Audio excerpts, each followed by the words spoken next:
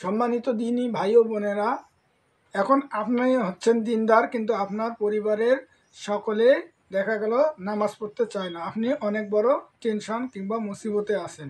এই মুসিবত, এই সমস্যা দূর করেন আপনি একটু ছোট্ট একটা আমলের মাঝেই আপনি সকল ধরনের এই সমস্যা দূর করতে পারবেন। আপনার পরিবারের সকল সদস্য নামাজি হবে ইনশা আল্লাহ। যদি আপনি এই আমলটি করেন তো আপনার পরিবারের সকলেই নামাজি হবে।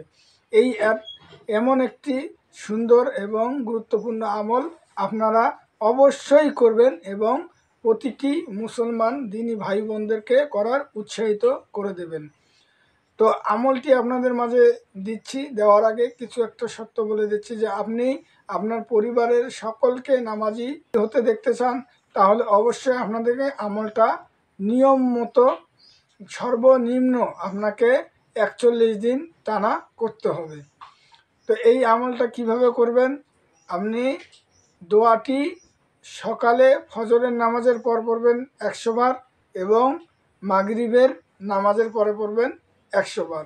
এই আমলটা টানা একাধারে 41 দিন আপনি যদি করেন তো ইনশাআল্লাহ আপনার পরিবারের মাঝে আপনি নিজেই দেখতে পারবেন যে আপনাদের ধীরে ধীরে পরিবারের সবাই নামাজ পড়া শুরু করে দিয়েছে। তো আমলটি আর কথা বাড়াবো না, আমলটি আপনাদেরকে দিয়ে দিচ্ছি। এটা কোরআন থেকে ছোট্ট একটি আয়াতের মাধ্যমে আপনি এই ফলাফল পেতে পারেন। স্বয়ং আল্লাহ তাআলা এইভাবে আমাদেরকে দোয়া শিক্ষা দিয়েছেন। তো দোয়াটি আপনারা নিয়ে নেন। রব্বিজ আলনি মুকিমাস সলাতি অমিন যুররিয়াতি রব্বানা ওয়া তাকাব্বাল দুয়া। এই এতটুক দোয়ার মাঝেই আপনি আপনার এই কাঙ্ক্ষিত ফলাফল পেয়ে যাবেন ইনশা আল্লাহ।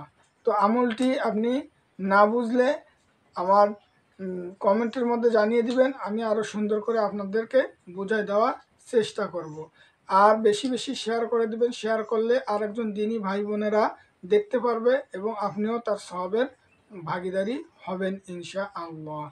সবাই ভালো থাকবেন, সুস্থ থাকবেন।